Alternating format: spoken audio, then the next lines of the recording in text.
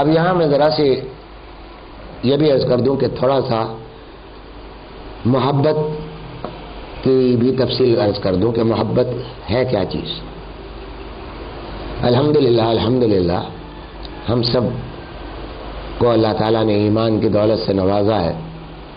یہ اتنی بڑی دولت ہے، یہ تو وہ سٹیزن شپ ہے جنت کی کہ اگر اس کو ہم قبر تک لے گئے تو انشاءاللہ جنت ہمارا حق بنے گی اور ہمارا مقام ہوگی انشاءاللہ تعالی، بشرطے کہ ہم اس کو لے جائیں قبر تک. سوال یہ ہے کہ محبت نام کس چیز کا ہے؟ دیکھیں، ایک شخص کو محبت ہوتی ہے اپنے بیٹے سے، بیٹے کو محبت ہوتی ہے باپ سے. محبت کی ایک تو ہے صورت اور ایک ہے حقیقت. ہر چیز میں یہ رول اپلائی ہوتا ہے کہ ہر چیز کی ایک صورت ہے، ایک حقیقت ہے. آپ نماز پڑھتے ہیں، نماز کے جتنے ارکان ظاہر میں نظر آ رہے ہیں، اللہ اکبر کہہ رہے ہیں، کھڑے ہو رہے ہیں، رکوع سجود کر رہے ہیں، بیٹھے ہیں، یہ نماز کی صورت ہے. لیکن نماز کی ایک حقیقت ہے، اور وہ حقیقت یہ ہے کہ آپ اللہ کے دربار میں کھڑے ہیں، اس کی حمد و ثنا کر رہے ہیں، آپ کا خیال کہیں اور دوسرا نہیں جا رہا ہے، آپ اپنے اس رب کے حضور اپنی پیشانی ٹیک رہے ہیں، اس کے سامنے جھک رہے ہیں، آپ کا قلب بھی اس کے ساتھ ساتھ جھک رہا ہے، خضوع اور خشوع بھی موجود ہے. یہ نماز کی حقیقت ہے. تو محبت کی حقیقت یہ ہے کہ اطاعت، ایک تو محبت جس سے ہوتی ہے، محبت کی بھی کئی قسمیں ہیں، اب اس تفصیل میں اگر جاؤں گا تو بات لمبی ہو جائے گی. محبت کی بھی قسمیں ہیں. ایک محبت مجازی کہ ایک لڑکی سے محبت ہو گئی کسی کو شکل و صورت دیکھ کے کسی بھی وجہ سے، اب اس کی محبت میں لوگ دیوانے تک ہو جاتے ہیں، اس کے مال و دولت سب کچھ لٹانے کو تیار ہو جاتے ہیں، ساری قربانیاں دینے کے لیے تیار ہو جاتے ہیں. اور کوشش یہ ہوتی ہے کہ میرا محبوب جو ہے وہ مجھ سے راضی رہے، کسی طریقے سے میری کسی ادا سے ایسا نہ ہو کہ وہ ناراض ہو جائے. یہ دنیا کے محبوبوں کے ساتھ معاملہ ہے. آپ اپنے بیٹے سے محبت کرتے ہیں، بیٹا آپ سے محبت کرنے کا دعویٰ کرتا ہے کہ صاحب میں اپنے باپ سے بڑی محبت کرتا ہوں. آپ کہتے ہیں بیٹا پانی پلا دو ایک گلاس. بیٹا کہتا ہے کہ جی آپ کی زیارت کر رہا ہوں، اس وقت میں پانی نہیں پلا سکتا، آپ سے محبت کرتا ہوں، سمجھے آپ، میں کسی اور سے پانی کو کہیے وہ لا کے دے گا گلاس. باپ کی بڑی تعریفیں کرتا ہے منہ پر.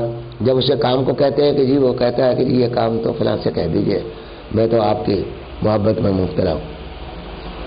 اگر اس کا نام محبت ہے تو یہ ایک بہت بڑا دھوکہ ہے، سمجھے آپ. اسی لیے محبت کے کس کو کہتے ہیں ذرا سا یاد آئے؟ اللہ اکبر. اس پر میں قسم کھاتا ہوں واللہ ثم واللہ کہ حضرت صلی اللہ تعالی علیہ وآلہ وسلم کو ہم سے جو محبت تھی وہ کسی ایک انسان کو دوسرے انسان سے کبھی نہیں ہو سکتی، نہ ہوئی ہے. اس کا ایک چھوٹا سا واقعہ عرض کرتا ہوں، اور تو بہت سارے واقعات ہیں کہ کہاں تک آدمی اس کا احاطہ کر سکتا ہے. حضرت صلی اللہ تعالیٰ علیہ وآلہ وسلم کے پاس ایک بدوی اعرابی آیا. عرب کے جو لوگ عرب میں رہے ہیں وہ آج بھی جانتے ہوں گے، کیونکہ آج کی اگرچہ تہذیب کے اثرات آ گئے ہیں بہت، لیکن اس زمانے کے بدو اتنے اکھڑ مزاج ہوتے تھے، ایسے گنوار ہوتے تھے کہ انہیں تہذیب چھو کر نہیں گئی تھی. تو ایک بدوی حضور صلی اللہ علیہ وسلم کی خدمت میں آیا. آپ نے اس کے بارے میں اس کو کچھ مال دیا، کچھ اس کی مدد کی، اور اس کا دل، لیکن اس کے چہرے پر کوئی ایسے آثار نمایاں نہیں ہوئے کہ جس سے وہ معلوم ہو کہ وہ خوش ہوا ہوگا. تو ایسے پوچھ لیا رسول اللہ صلی اللہ علیہ وسلم نے کہ بھائی ہم نے تمہارے ساتھ سلوک کیا کچھ، تو ہم نے سلوک کیا ہے، تمہیں کیا خیال ہے؟ کہا کہ نہیں کوئی سلوک نہیں. اس نے بدو نے کہا کہ نہیں کا لفظ کہا کہ نہیں. صحابہ اکرام کا مجمع تھا. صحابہ اکرام کچھ اس گستاخی پر برہم ہوئے اور برہم ہونے کی حالت میں کچھ جواب دینا چاہتے تھے تو آپ نے ان کو روک دیا، کہا کہ کوئی جواب مت دو. جب مجلس ختم ہو گئی اس اعرابی کو علیحدہ بلا کر کہا کہ ساتھ چلو میرے. اپنے گھر تشریف لے آئے اور اس کو لے کر آئے اور لانے کے بعد اس کو کچھ اور مال دیا. جتنا آج صلی اللہ علیہ وسلم تو بڑے فیاضی میں عجیب و غریب حالات تھے، اتنی فیاضی کے واقعات بہت ہیں. حاتم طائی بہت مشہور ہے، لیکن حاتم طائی کیا سخاوت کرے گا جو آج صلی اللہ علیہ وسلم نے کی. ایک کافر کو 100 اونٹ تک دیے. اب آپ نے کافر مومن کی بات تو الگ چھوڑی، تو 100 اونٹ تک اس کو ہدیے میں دے دیے، تحفے میں دے دیے. تو اس کو اور مال دیا اور مال دینے کے بعد کہا، پھر وہی بات پوچھی کہ بھائی میں نے تمہیں کچھ دیا تھا اس وقت، تمہیں کچھ بات کی تھی، میں نے جو کچھ تمہارے ساتھ کیا تھا، تم نے جو کہا وہ کہا. یہ الفاظ ہے کہ جو کہا وہ کہا. تو کیا اب میں نے تمہارے ساتھ جو سلوک کیا، کچھ سلوک کیا یا نہیں؟ کہا ہاں آپ نے سلوک کیا. اس کے بعد آپ نے کہا دیکھیے ذرا سا توجہ سے سننے کی بات ہے کہ فرمایا کہ آؤ میرے ساتھ. اور صحابہ اکرام جو برہم ہوئے تھے ان کی مجلس میں پہنچ کر کہا کہ یہ تمہارا بھائی ہے، یہ اس کو میں نے ساتھ پہلی جو کچھ ہوا تمہارے سامنے معلوم ہے کہ میں نے کیا تو اس نے ایک کلمہ کہا، پھر میں نے گھر لے جا کر اس کو کچھ اور دیا، تو اب یہ کہتا ہے کہ ہاں میں نے سلوک کیا، تو میں اس لیے لایا ہوں تمہارے ساتھ. ہاں اس عربی سے بھی یہ کہا کہ تم جا کے ان لوگوں کے سامنے یہ اقرار کر لو کہ ہاں میں نے سلوک کیا تمہارے ساتھ.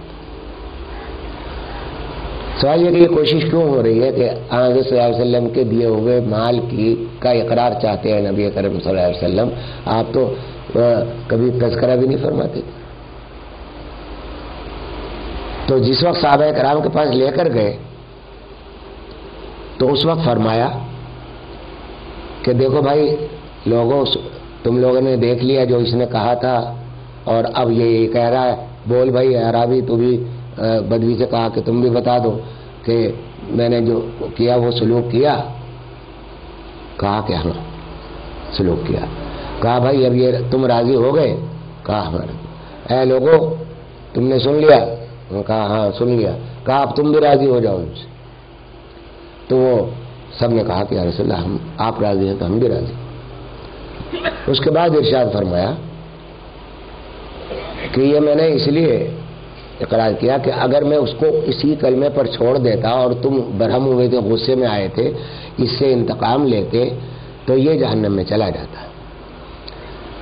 جہنم سے بچانے کے لیے اس کو میں نے اور دیا کہ یہ اس کا دل نرم ہو جائے. یہ اپنا اقرار، ایک تو رسول کی تکذیب ویسے ہی کفر ہے، تو اور آج صلی اللہ علیہ وسلم اس کو کلمہ بھی کچھ دو طرح، ایک کلمہ بھی ایسے ہی تھا کہ اس نے اس انداز کا اقرار کیا تھا کہ جو کفر کی حد تک جاتا تھا.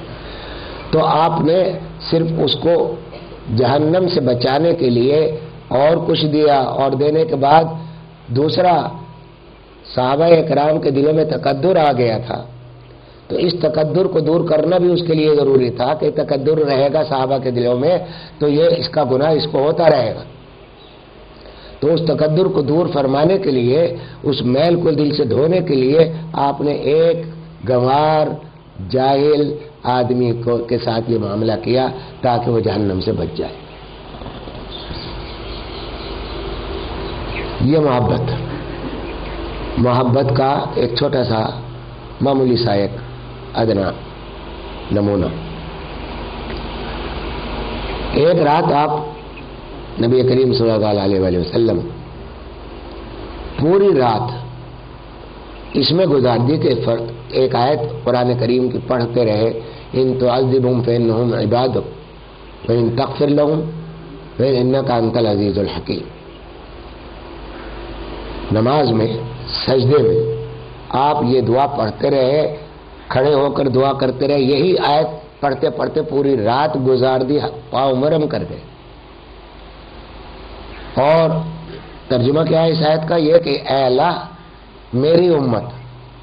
اب دیکھیے امت اس وقت تو بہت تھوڑی سی تھی نا، صحابہ کرام کی جماعت تھی، تو صرف ان کے لیے نہیں، ہمارے لیے جو بعد میں آنے والے تھے ان کے لیے یہ رات بھر سجدے میں گزار دی. اس آیت کے پڑھتے ہوئے ترجمہ اس کا یہ ہے کہ ان تعذبہم، اگر آپ ان کو عذاب دیں گے فإنہم عبادک، تو یہ تو آپ کے بندے ہیں، آپ کو اختیار ہے عذاب کا بھی اور ثواب کا بھی. وإن تغفر لہم، اور اگر آپ ان کی مغفرت کر دیں تو فإنک انت العزیز الحکیم، تو بے شک آپ عزیز زبردست ہیں، طاقت والے ہیں، آپ کو کوئی روکنے والا نہیں، آپ کی طاقت کو کوئی چیلنج کرنے والا نہیں، اور حکیم بھی ہے کہ آپ جو بھی کچھ کام کرتے ہیں وہ حکمت والے ہوتے ہیں، ان میں وزڈم ہوتی ہے، حکمت ہوتی ہے، بھلائی ہوتی ہے، کوئی کام غلط نہیں ہوتا. تو یہ حضرت صلی اللہ تعالیٰ علیہ وآلہ وسلم کی محبت ذرا غور کیجئے کہ ہم اپنے حاضر بیٹوں کے لیے اتنی محبت نہیں کرتے جتنی انہوں نے غائب آنے والے امتیوں کے لیے آپ نے دعائیں کی اور کی. طائف میں جب آپ تشریف لے گئے کتنا ستایا گیا آپ کو سب کو معلوم. اس فرشتہ بھیجا گیا کہ اگر آپ کہیں تو ان دونوں پہاڑوں کو جن کے درمیان یہ طائف کی آبادی آباد ہے ان کو ہم آپس میں ملا دیں، یہ سب ختم ہو جائے. تو آج صلی اللہ علیہ وسلم نے فرمایا کہ نہیں، مجھے یہ امید ہے کہ آنے والے ان کی اولادوں میں دین کی حفاظت کرنے والے پیدا ہوں گے. چنانچہ حضرت عبداللہ ابن عباس رضی اللہ تعالیٰ عنہ جیسے مفسر اور جیسے بڑے درجے کے علماء میں بہت سارے ان کے شاگرد سب وہیں سے پیدا ہوئے. تو حضرت صلی اللہ تعالیٰ علیہ وآلہ وسلم کو اپنی امت سے اتنی محبت تھی کہ اس کا حقیقت یہ ہے کہ مجھ جیسا جاہل آدمی بھی بیان کر ہی نہیں سکتا، اس کو کس طرح بیان کرے آدمی، الفاظ نہیں ملتے کہ کتنی محبت تھی حضرت صلی اللہ علیہ وسلم.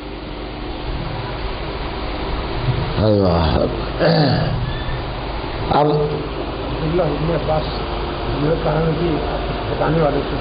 جی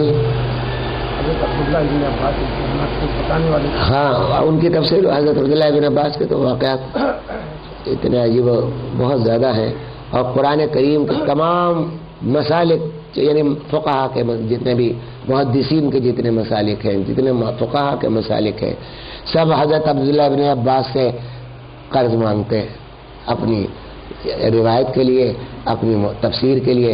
مفسر حضرت صلی اللہ علیہ وسلم کی دعا تھی.